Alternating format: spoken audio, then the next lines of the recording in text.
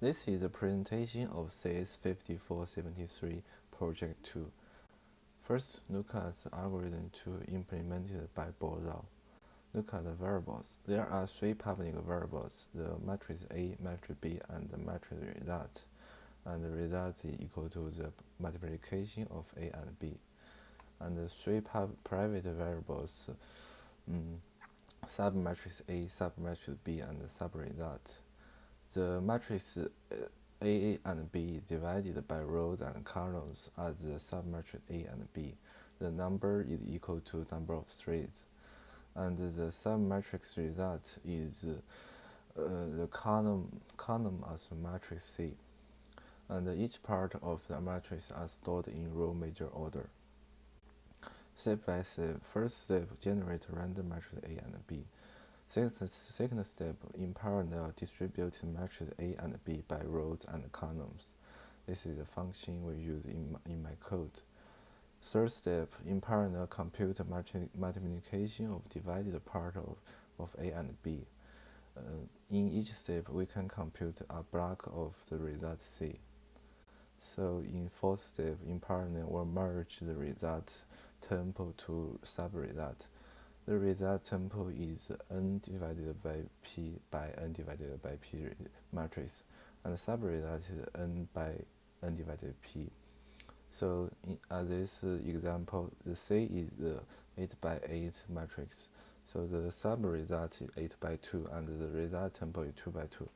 In each step, we can compute the result tempo and merge it to the subresult. In fifth step, in parallel, we fix submatrix B and rotate submatrix A, then repeat the step 3 to 4 until submatrix A is back to its original position. So in my code, it just distributed the matrix to submatrix A in different locations and by straight count times.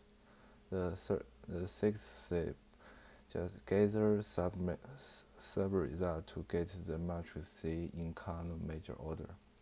In OpenMP shared memory system, we can simply set the subresult position is equal to the total result location plus the sub number multiply my rank. The seventh step, reorder the total result matrix to get the result matrix. Because we get the column major order back, and we reorder it to a row major order. The OpenMP directive is shown above. We just use the thread count of the number of threads. To avoid the rest condition, there are multi-access to the public variable total matrix A in each thread. So we let every thread copy a matrix A to store in its own memories. This is the result. The time consumed in algorithm 2, the speed up of algorithm 2, the efficiency of algorithm 2, and the efficiency table of algorithm 2. Because the efficiency can hold with the increasing of thread number, and even with the increasing of data size with the same increasing rate. So the algorithm 2 on OpenMP is neither strongly scalable nor weakly scalable.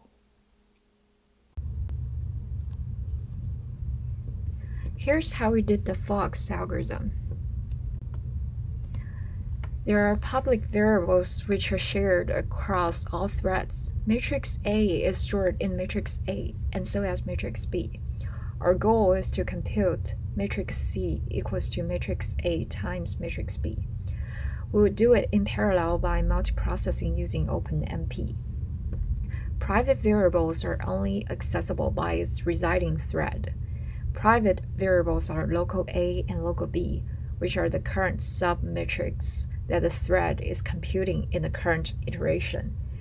And also we have the rank of the thread. The biggest difference between multiprocessing and multithreading is that in multithreading, all threads share the same memory space. This means that we do not need to broadcast or send and receive blocks of memory back and forth, but instead, all the memory is available for us, and we just need to access the correct block of memory address that we currently need. So in Project 2, instead of broadcasting a different submatrix of A in each iteration as we did in Project 1, we simply make the program to access the submatrix on the right hand of the one we accessed in the previous iteration. Therefore, to find what elements local A and local B should contain, we declared other 6 variables: xa, ya, xb, yb, xc, and yc. X and Y indicates the X and the Y axis. A, B, and C indicates the corresponding matrix. So X underscore A, when put together, for example, indicates which index value in the x-axis in matrix A is the start index for local A in the current iteration, and likewise for YA, XB, and YB. So here's an example. Suppose we have 81 elements in matrix A and 9 threads. Then, in the first iteration, according to the Fox algorithm, thread number 3, which is the thread at coordinate 1, 0, does the multiplication of submatrix A11 and B10, which are highlighted in red. There are 9 elements in each of the submatrix. Then, X underscore A and Y underscore A indicate the X and Y coordinates of the first element of the submatrix in A that this thread is going to calculate in this iteration, and likewise for X underscore B and Y underscore B in matrix B. X underscore C and Y underscore C is the coordinate of the thread, which is 1, 0. And then we give the formula for XYABC as shown above. Rank is the ID number of the thread, and I is the current iteration count. After we locate the coordinates of the first element in matrix C and matrix B for local A and local B, then we start to fill out matrix local A and local B using the formula above. After filling up local A and local B with elements, we start doing multiplication and save the result to the corresponding index and matrix C, which is calculated by the formula highlighted in yellow. The only OpenMP directive used in this program is this one. Here, we specify the private variables so that they wouldn't be overridden by other threads. Here is the time consumed, speed up, and efficiency of Fox's algorithm. We can find the parallel reduce the running time, but the efficiency can't hold when add more than 25 processes. So this algorithm is neither strongly scalable or weakly scalable. And here are the performance comparison of OpenMP on the first row and MPI on the second row. We can see that as the number of threads and processes grows large, it takes OpenMP less time than MPI to finish the task. The speed up and efficiency is also generally better. That's because multi-threading does not have the overhead of transmit memories.